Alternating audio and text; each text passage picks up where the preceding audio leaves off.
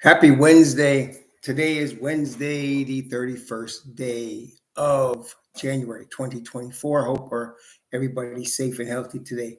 And greetings to the 12 tribes.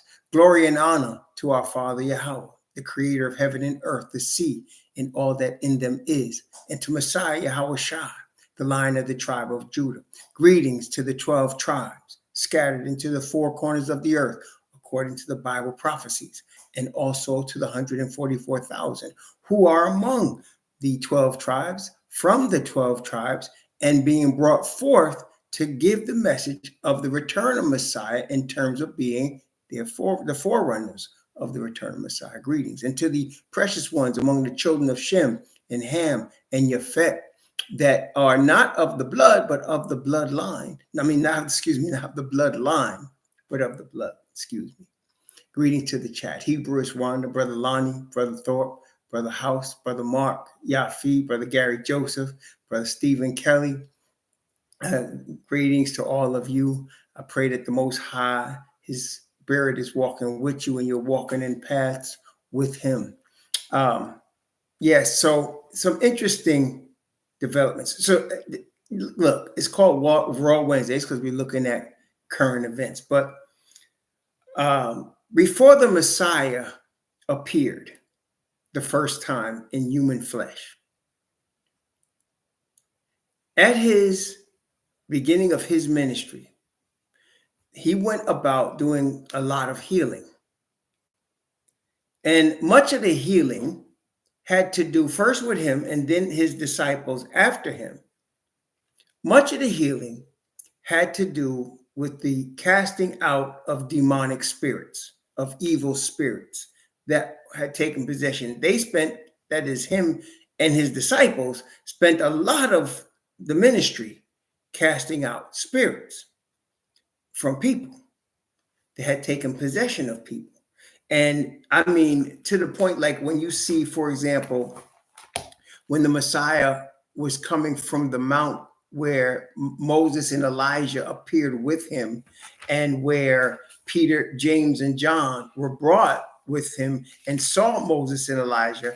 And when they came down from the mountain, after they saw the vision, after they saw what happened, there was a man with his son, and his son was possessed with a devil. And as a matter of fact, the son was so possessed, like the devils had taken control of him to such a degree that when they came out of him at the Messiah's command, they thought the boy was dead because it was a violent departure from him. And of course, also we know about the man that had Messiah say, "What is your name?" And he said, "Legion, for we are many." And he cast those devils into the swine, and the swine ran into the water and drowned themselves.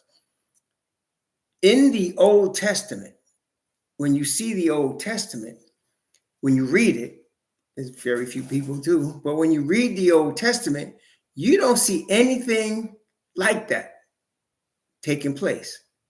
When you see the interactions among the Hebrews in 1st and 2nd Samuel, for say, or the Kings or the Chronicles or Genesis, you don't see somebody possessed of a spirit of evil where they have to have those demons cast out of them.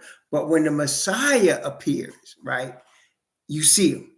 When the Messiah appears, they're in force. Okay, so here we are at the second appearance of the Messiah. And this one is even more consequential, as we know in Revelation chapter 12. If you're looking at Revelation chapter 12, and we have read this, and the Bible gives us how serious this is in Revelation chapter 12. Going to start at verse 7. Down to verse 11. Actually, from 7 to 12. Revelation chapter 12, from verses 7 to 12. And there was war in heaven. Michael and his angels fought against the dragon, and the dragon fought and his angels, and prevailed not. Neither was their place found any more in heaven. And the great dragon was cast out, that old serpent called the devil and Satan, which deceiveth the whole world. He was cast out into the earth, and his angels were cast out with him. And I heard a loud voice saying in heaven, now is come salvation and strength in the kingdom of our Most High and the power of his Messiah.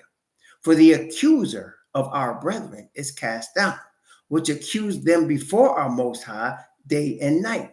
And they overcame him by the blood of the Lamb and by the word of their testimony. And they loved not their lives unto the death. Therefore rejoice, ye heavens, and ye that dwell in them. Woe to the inhabitants of the earth and of the sea. For the devil is come down unto you, having great wrath, because he knoweth that he hath but a short time. So he knows his time is even shorter now than it was then. And so what we're seeing is a vast increase in the number of people that are possessed of spirits of devils. And this is shown in the actions that are being taken. In the description box, I have 2 YouTube videos that came up on my feed that I'm sharing with you all to illustrate this point. The first one is a young man, 33, 32, or 33 years old, that beheaded his father. Then he took the head of his father and made a video that he intended to post to YouTube. This is a true story. It's in the description box. It happened in Pennsylvania this week. I think it was yesterday. And another article was written where it says he was angry because he could not get a job that was appropriate for an educated white man. Not my words. That's the words of the article. He was angry because he could not get a job that was appropriate for an educated white man. And in his anger, and I don't know the whole story, so I don't know what else is involved with this. It could be a lot more. But in his anger, he beheaded his father and waited at the house for the police. And they come and got him. 30, I think he's 33 years old, and had his father's head in his hand. Okay. Another story here in Florida. A man went to his ex's house who had custody of his daughter and beat his ex to death with brass knuckles and then took the daughter. They caught him too. He's also in jail now. But I think we can agree that was a crime of passion, right? He beat the ex, the mother of his child, to death with brass knuckles, and then took the child and left. And I wish I could say these were rare, but these things are happening every day, as you can see. They're happening every day. Okay. But I am finding that that is a sign. I mentioned this to show that this is a sign of the return, of the imminent return of the Messiah. Okay. This is now I am sure that 100 years ago, somebody might have beheaded somebody like that. Some man might have beat a woman to death like that. But I can almost guarantee you the frequency and viciousness of these crimes are at a level that has never been seen before. Okay. And of course, it's so common to hear about somebody walking into a school and just shooting, or walking into a mall and just shooting. That, we all, this is not something that happens once a year anymore. This happens every week, at least, right? Am I exaggerating if I say something like this, a mass shooting type situation happens every week somewhere? It was interesting. I was outside Sunday I took a class, and the part of the class was outdoors. While I was standing, there was like 20 people, maybe a little more in this class. We were all outdoors. And our backs were to the street. The main street was behind us. We were in this field, and the instructor was in front of us. I heard a noise behind me, and I turned around, and I noticed a car pull into the field, but he was about 200 yards, 150 yards from where all of us were standing. Nobody else really noticed him right away. When he got out the car, he was a tall, children of your fat man, and he had on a bulletproof vest. That was red flag number one for me. Then he went to his trunk, and he pulled a black mask over his face. And you could just see this part of his face, but the rest of his face. And he wore, aside from the bulletproof vest, he wore all black. Now, in this day and age, immediately I'm looking and I'm saying, where am I going to duck behind? Right? And when I was looking, a lady was in the car. The instructor's wife was in the car. And I said, do you see that man over there? And she said, oh, that's Bob or somebody. Like she got out of her car and walked over to him. See, but in this day and age, it wouldn't have been unusual for him to, because when she walked over to him, he went into the trunk, got the mask, right? And right after he got the mask, he pulled out a high-powered rifle. But she knew him. But then again, that never stopped nobody either, did it? As it turns out, they were just talking and stuff. You know, I ended up leaving maybe 15 minutes later. But in the day and age in which we live, would you have been surprised if he'd have come out of his car with all that and he had the fatigues on and he had the bulletproof vest on, if he'd have just started shooting? Because that's what's happening today, a lot, right? So yes, we can see things are accelerating. Now, I brought all of that up for the most important part to me of this, which really was a conversation that me and my wife were having this morning. And I want to, again, implore you, and I mean implore you. This is the King James Version of the Bible. This King James Version was translated, mostly 80%, it was translated by William Tyndale. The other 20% came under the reign of King James with his authorization, which is why it's called the King James Bible. But 80% of this Bible was translated by William Tyndale. William Tyndale is the only guy that translated the Bible that we have in circulation today that was beaten, tortured, strangled, and burned at the stake.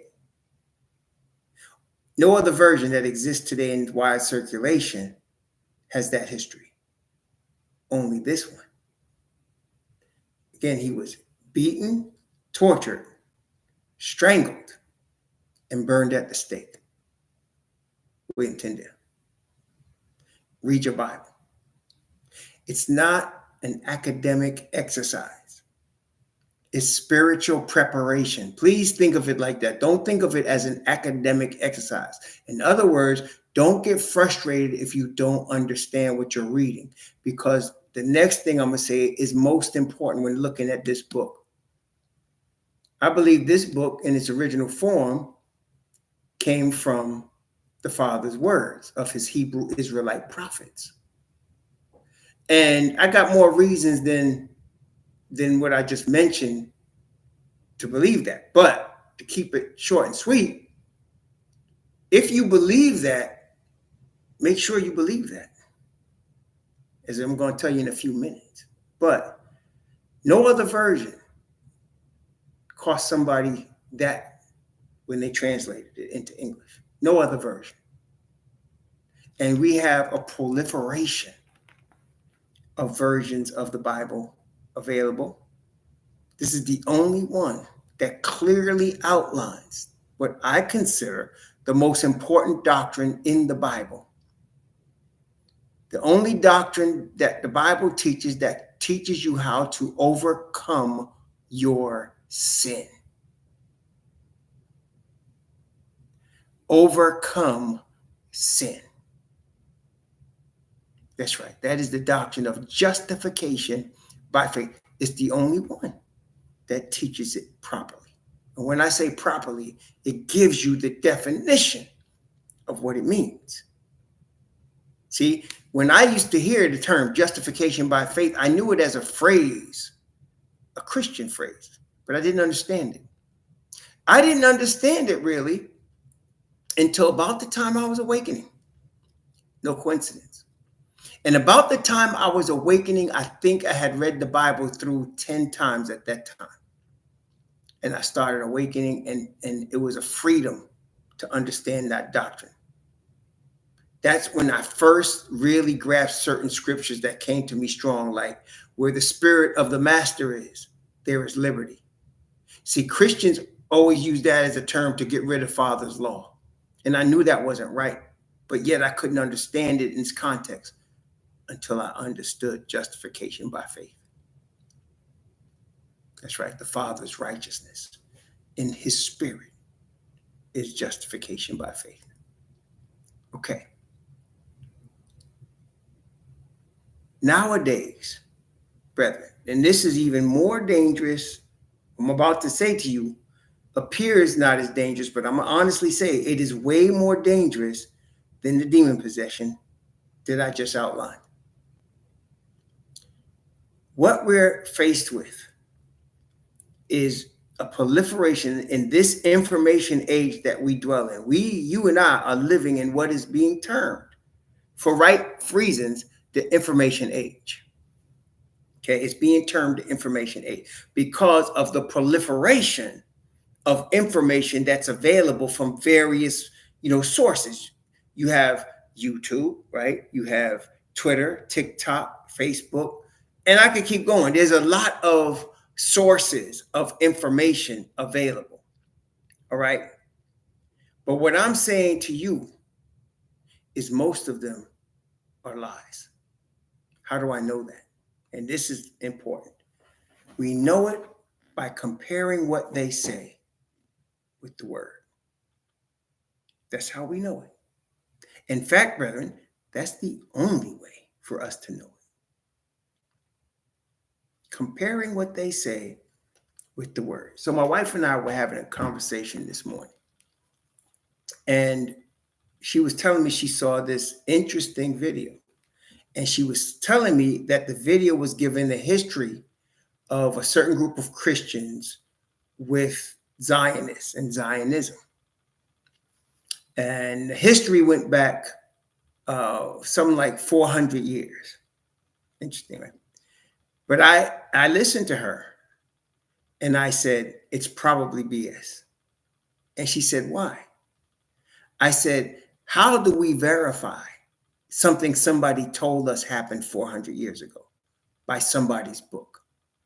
Listen to what I just said. How do you verify something that somebody said happened 400, 500, 1,000, 1,000,000 years ago, except by somebody's book? I mean, that's the only way you could verify, right? You got to read somebody's book. Is that correct or what? I mean, you don't have an eyewitness because it's 1,000 years ago, 500 years ago. So there's no eyewitnesses. So how would you verify? So if you got two books, and one book says, for example, I'm just using this as an example. One book says Christopher Columbus came to America in 1492. And another book says he came to America in 1592. And they wrote books on it. And they both have their documentation and they got all of their proof. Well, how do you know which one is true? Because you weren't there. I wasn't there. They weren't there. So how are they getting this? What did they say? They got some writings that they found in a cave? Maybe. How do you know that's true? See where I'm going? So if we believe that this book is with the Father's words from the Hebrew Israelite prophets, then this book becomes a standard by which we judge everything. So, for example, I haven't seen this person. I cut him off so I don't be watching his videos, but I won't even name him. But there was a person doing videos, documentary style videos, that said that the Atlantic slave trade was a myth. that it didn't exist. And he had documentation, and he had pictures, and he had all this stuff to say it didn't exist. Okay? Now, how would I know that it did exist? How would I know that it happened? Well, first of all, I'm looking in Deuteronomy, right? And again, in the Bible, I'm looking for what? 2 or 3 witnesses to bear witness of what I'm asking now. I'm just using this as an example of the slave trade. Okay, so I'm looking in Deuteronomy chapter 28, right? I'm looking in Deuteronomy chapter 28. And let's see, I'm looking in 28 and I'm saying, okay, verse, I'm going to, and I can pick a lot of verses here, as you well know, but let's look at just some specific verses here. Verse 32 of Deuteronomy 28.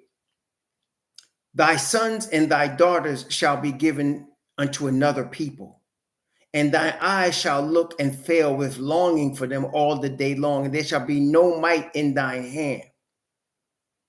Wait a minute. Thou shalt beget sons and daughters, but thou shalt not enjoy them, for they shall go into captivity.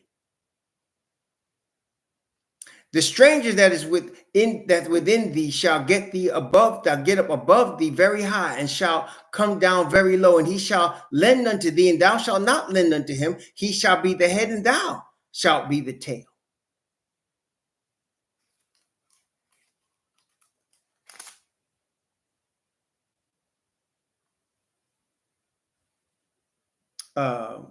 Where else? Let's see. Wait. Of course, we got a couple more. We got a couple more here. Yahweh shall bring a nation against thee from far, from the end of the earth, as swift as the eagle flies, a nation whose tongue thou shalt not understand. Wait a minute.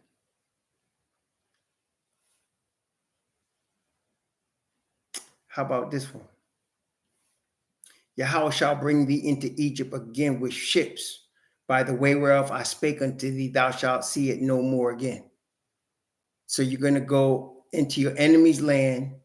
You're going to go into your enemy's land with slave ships. And wait a minute. Thou shalt serve thine enemies, which Yahweh shall send against thee in hunger and in thirst and in nakedness and in want of all things. And he shall put a yoke of iron upon thy neck until he have destroyed thee. This is just one witness, but you're going into ships.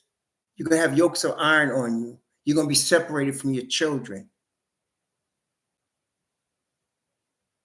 Okay. Somebody say, well, that sounds like slavery. Yeah, it sounds like ships, but that don't mean the Atlantic slave trade. Okay. Zephaniah chapter 3. Zephaniah chapter 3.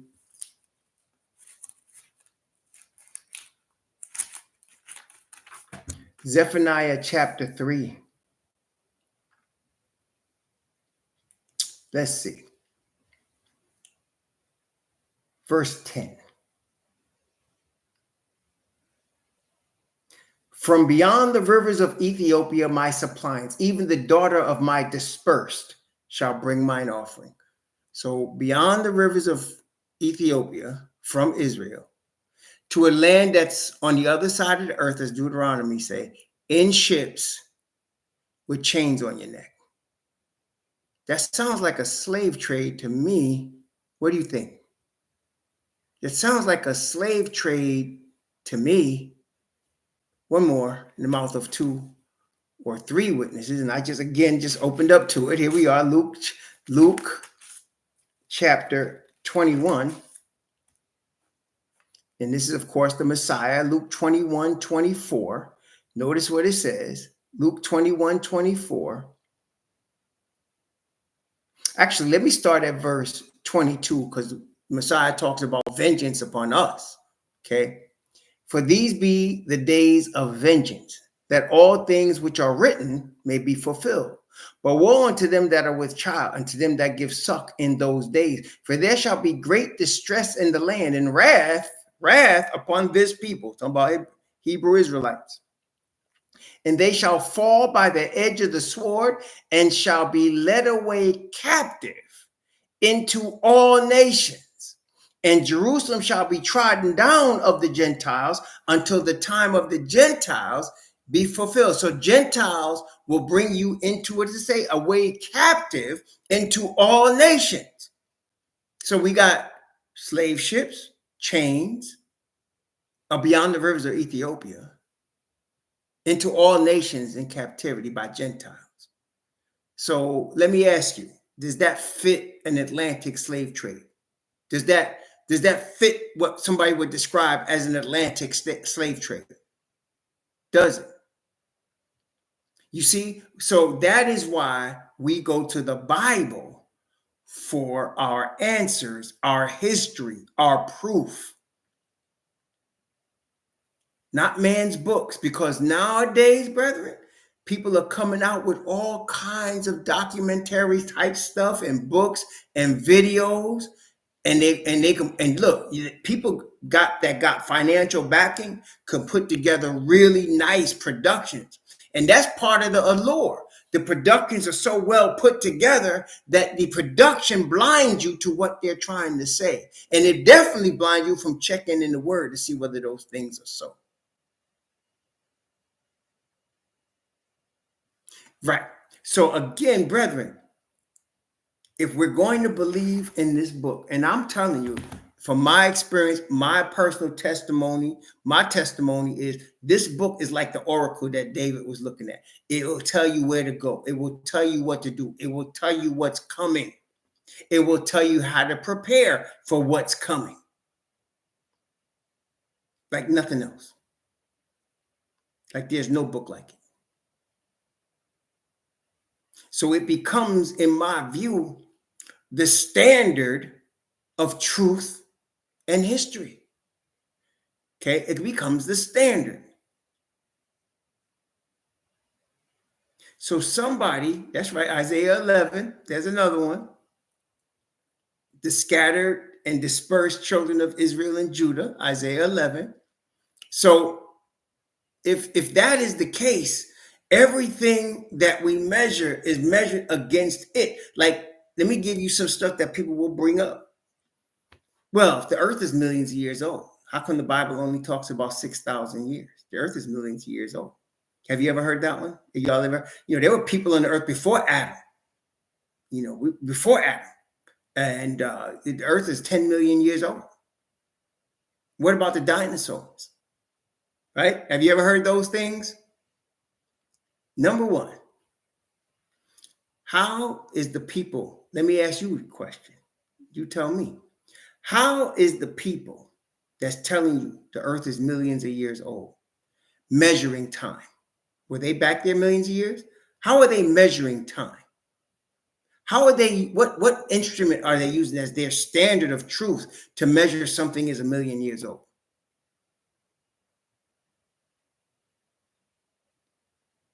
You understand? And so what they'll say is carbon dating, or they're saying they're using looking at rocks and using their science. Okay, so that means they have to trust in the man-made carbon dating. And they have to trust in the man-made science that says this is a million years old. Am I correct? So they have no proof except their own trust in their own instruments that they created. Is that right or not? So basically, what we have to do then, if we're going to believe, let's say the earth is 10 million years old, we have to have faith in their science. Is that correct? When it comes down to it, nobody was here 10 years ago to tell you, 10 million years ago to tell you the earth was 10 million years old. There's no eyewitness to say it was a million years old. So what you have to do is trust in their man-made instruments of telling you about time. Now, let me give you the answer that I give people with regard to the Bible. The Bible only talks about 6,000 years. And I don't want to argue with how old the earth is, but I want to tell you this. The most important 6,000 years are in this book. That's the way I say it. The most important 6,000 years of all history is in this book. I'm not going to argue with you about dinosaurs. I'm not going to argue with you about what before Adam. The most important 6,000 years in the history of the world is right here. And even 7,000, because it talks about that 1,000 at the end. So the most important 7,000 years in the history of the planet Earth is in the pages of this book. See, that way you don't have to argue with nobody about their man-made philosophies about how old things are. And that's what I'm saying. What part of the Babylonian confusion, brethren, is they want to misdirect you in terms of what the point is. It happens a lot, especially when discussing religious themes. People will start with a question and then start with a whole bunch of hypotheticals that may or may not ever happen or may have never happened. And then philosophies follow that. And then they go in different directions and the whole thing is confusion. Again, we stick with the word and everything is in there. So we're looking at feasts, right? We study the feast. And this is the thing, when I first really, I'd say it was maybe 10, 12 years ago. I have read about the feast many times, but really I just read through it and didn't really understand it, didn't really seek to understand it like I did once I was awakened. And when I studied them, it came to me, tell me if this makes sense to you, that the Messiah was crucified on the Passover. Right? The Messiah was crucified at the Passover. And therefore, he being called by John the Baptist, the Lamb of the Most High, he is the representation of the Passover lamb because he was crucified at the very hour that the Passover lamb was to be slain. Therefore, I came to the conclusion that the Passover was not only a historical event of significance for the Hebrew Israelites, but it was a prophetic utterance of the Messiah. Does that make sense to y'all? Right? So it came to me, it blew me away. I said, wait a minute. So this was a prophetic utterance of Messiah. Then at the time I'm studying this now, I am also looking at YouTube videos and people are telling me there's 7 feasts, there's 10 feasts. And I was like, and I found it in Deuteronomy and Exodus where it says there are 3. Then I messed around and got into, I think it was First Chronicles, and he also repeated 3.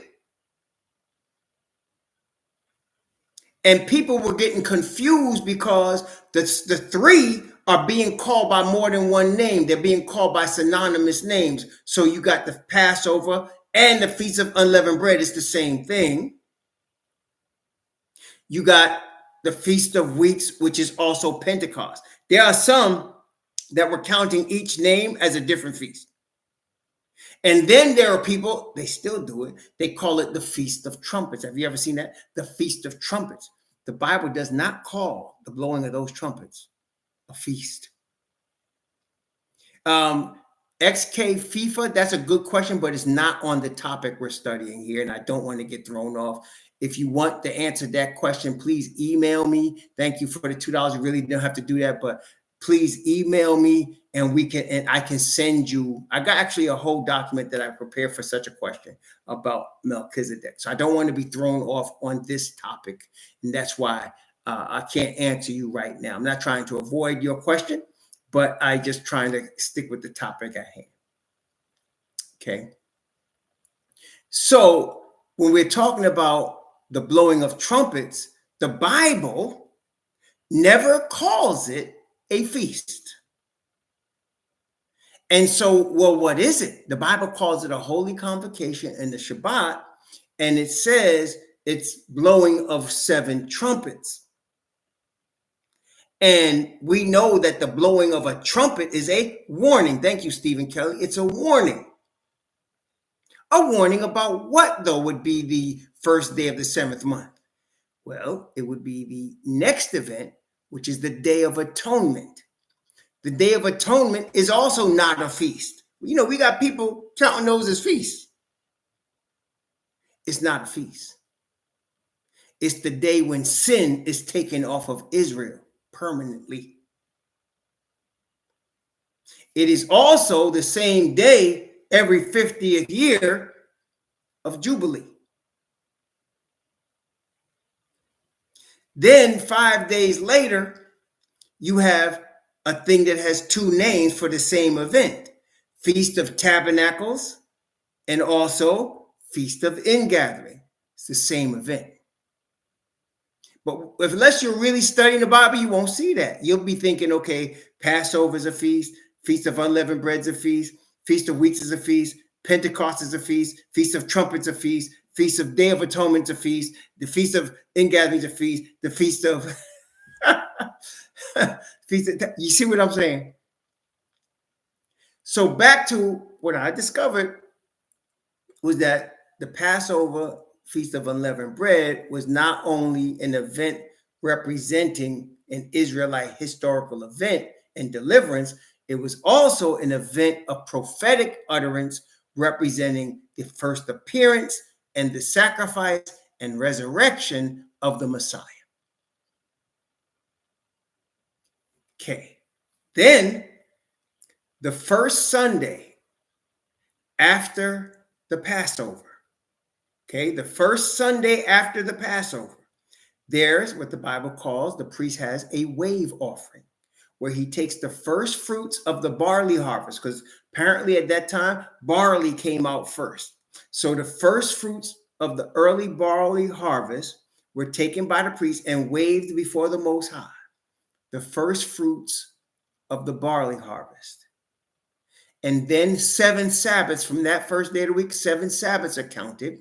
And on that 50th day is called the Feast of Weeks or Pentecost, where they're celebrating the barley harvest, the first fruits, which when Messiah said, when he resurrected, people came out the graves with him.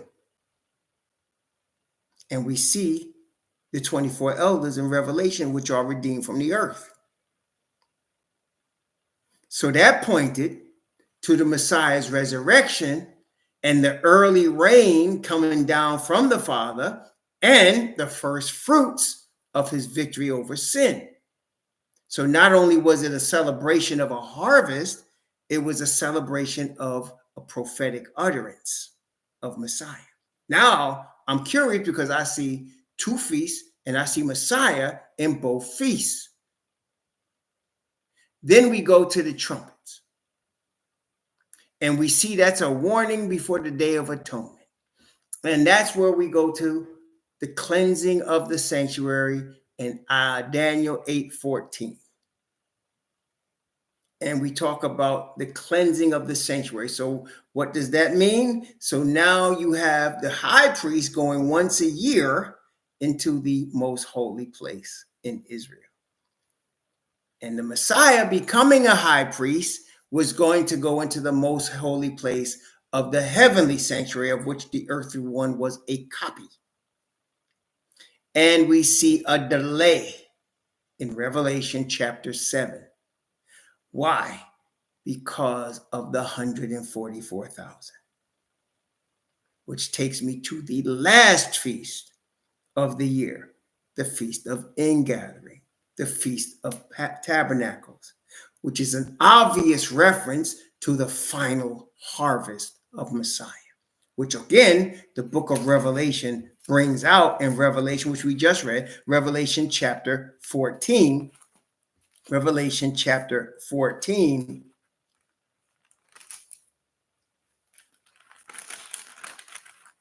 And we go down again from verse 14 and verse 15. And actually, we'll go from 14 to 16. Revelation chapter 14 from verse 14 to 16. Notice the imagery here.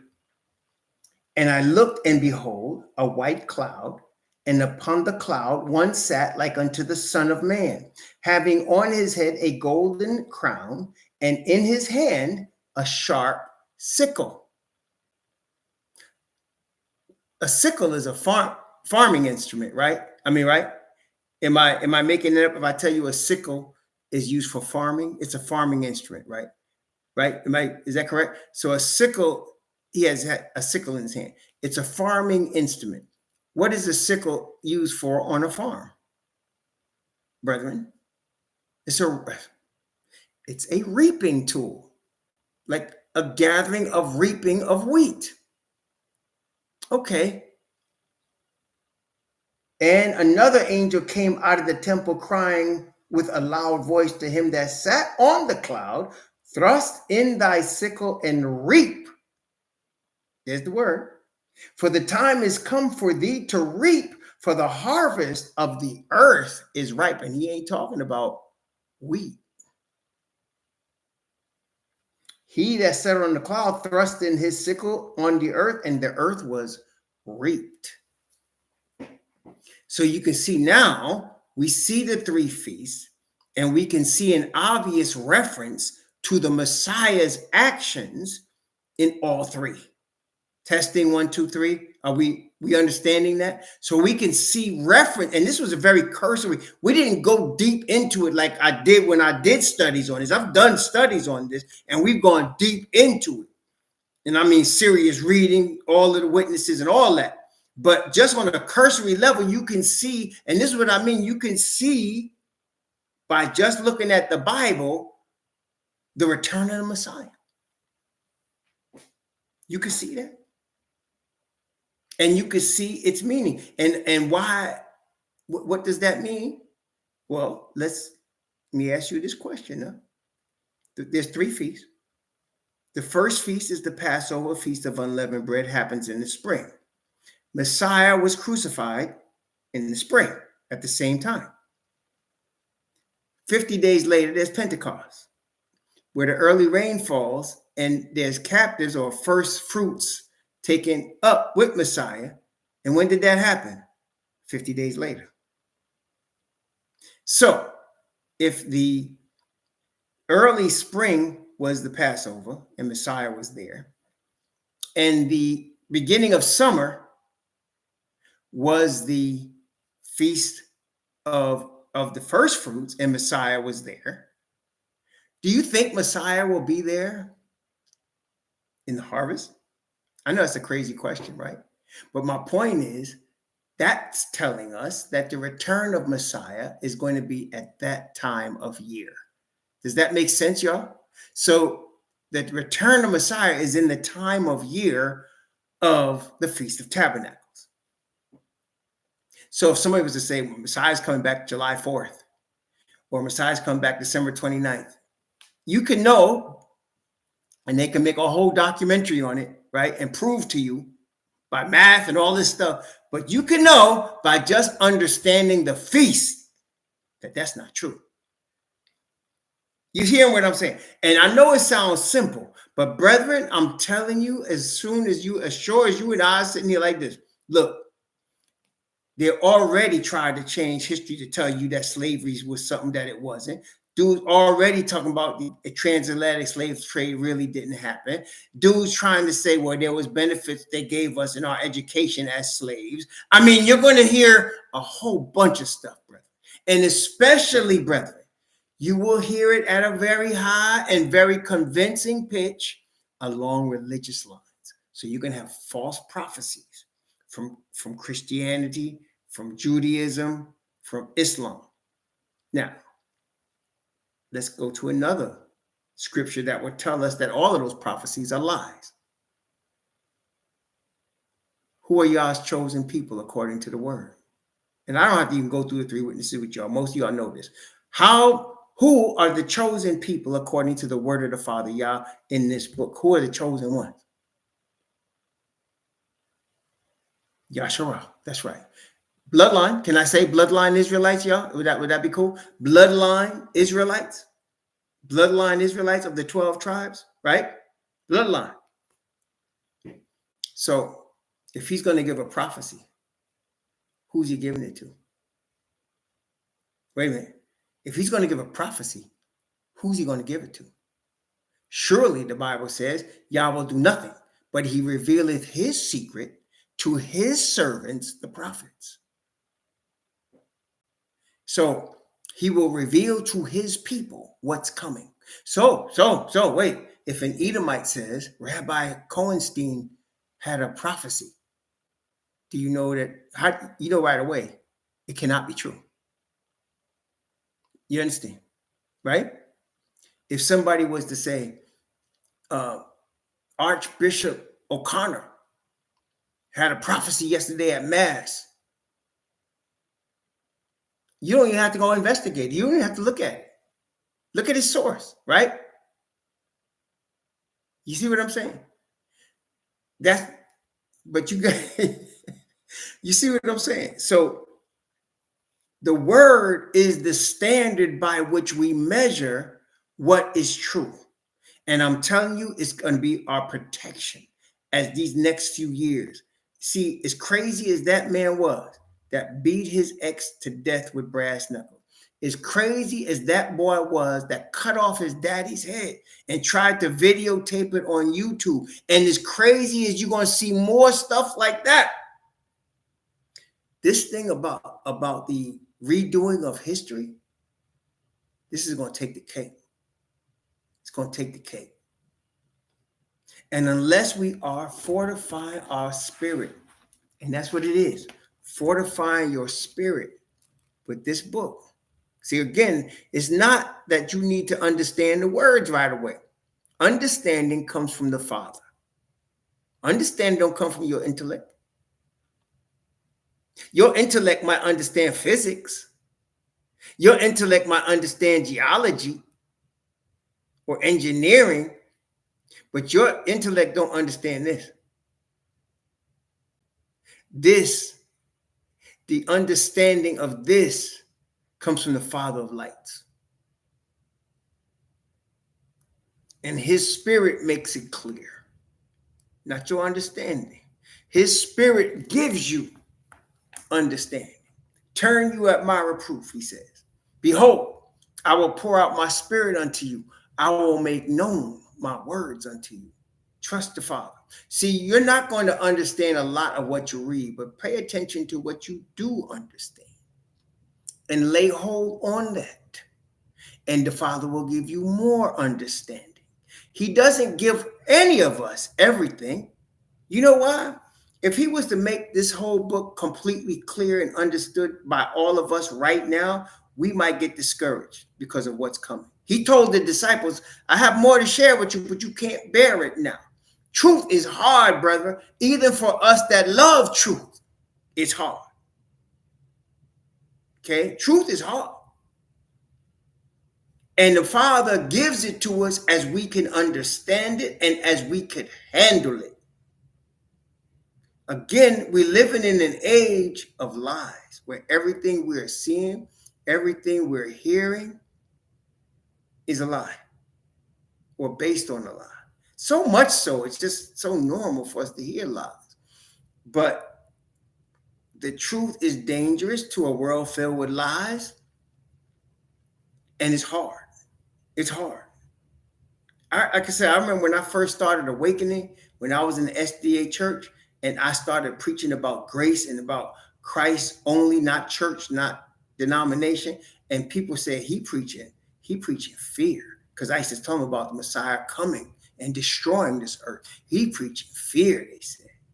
That's what they would say. He preaches fear. It was truth. But in the age and in a world that's built on and clings to lies, you're going to hear a lot more yarns being spun, y'all. Make sure you know your book. Make sure you know your book and you know your daddy. And his spirit is with you and guiding you. Please, every day, I admonish, I adjure you, I admonish you, whatever word is the best word. Ask your heavenly Father to guide your steps in truth. He will never not answer that prayer. You may not like some of the places he guides you to, because again, truth is hard. It ain't soft. Truth is hard. He said his word is like a hammer that breaketh in pieces, brethren. So all you got to do is ask him, Father, guide me in spirit and in truth. Guide my steps in the way I should go. He will do it. You may not want to go the directions he's sending you, but you asked him. But you asked him and he's going to do it. Yes, it's transforming. It is. And the transformation can be painful. Can be painful. Okay? The transformation can be painful. But at the end of the day, it makes a new creature. Praise the Most High. And it makes us prepared and fit to stand before the Messiah and to enter into his kingdom. Praise the Most High. So, yeah, be careful out here. It's just, you're going to see more and more lies. You're going to see it every day. And note it in your mind when you see it. Like I said, some rabbi, Lowenstein comes up with something.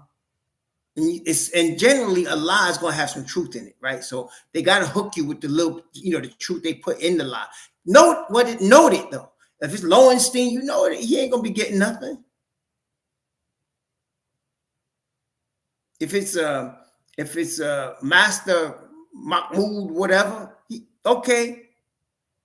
But in terms of end time prophecy, getting prepared for the Messiah, he ain't be getting nothing.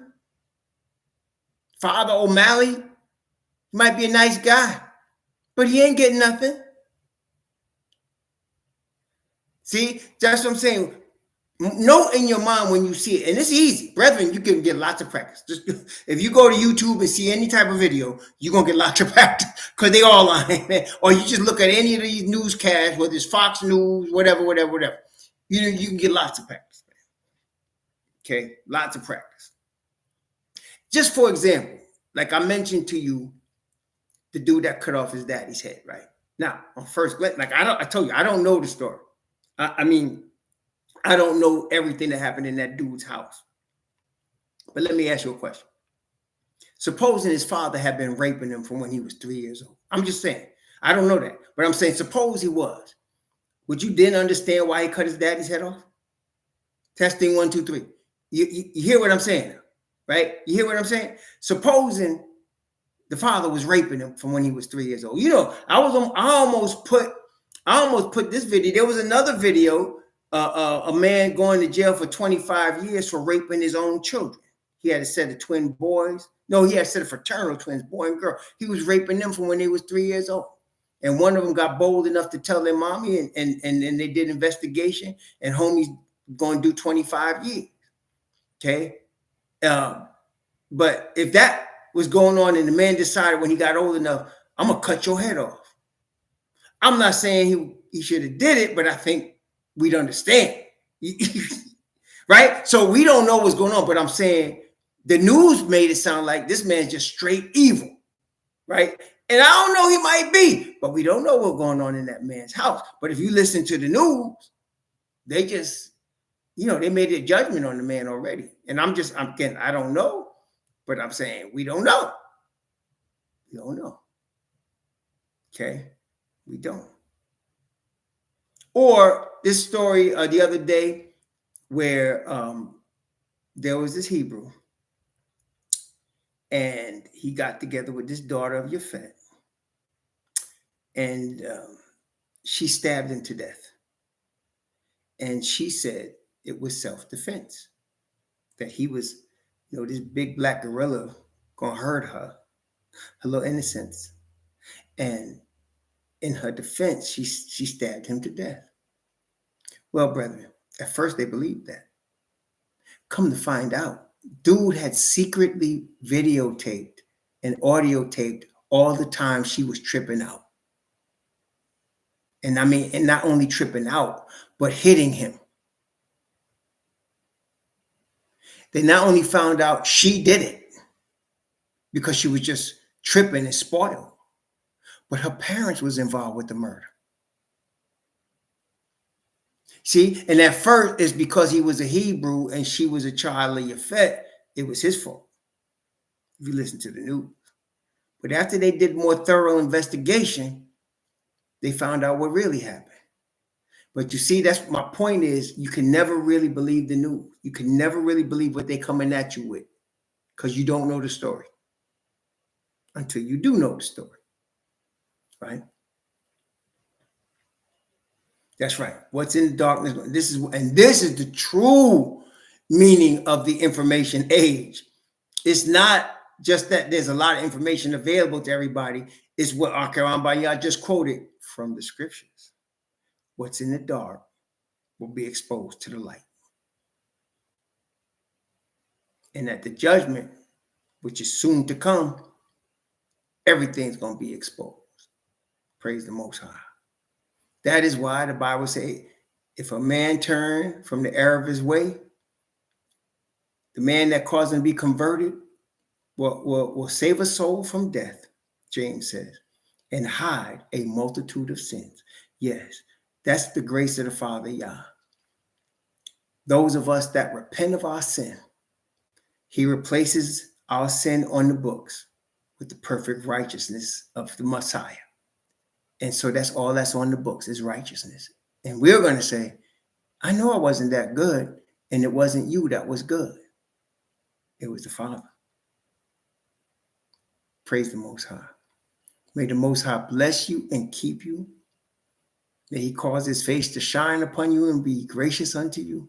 May Father Yah lift up his countenance upon you and give you peace. Shalom, family.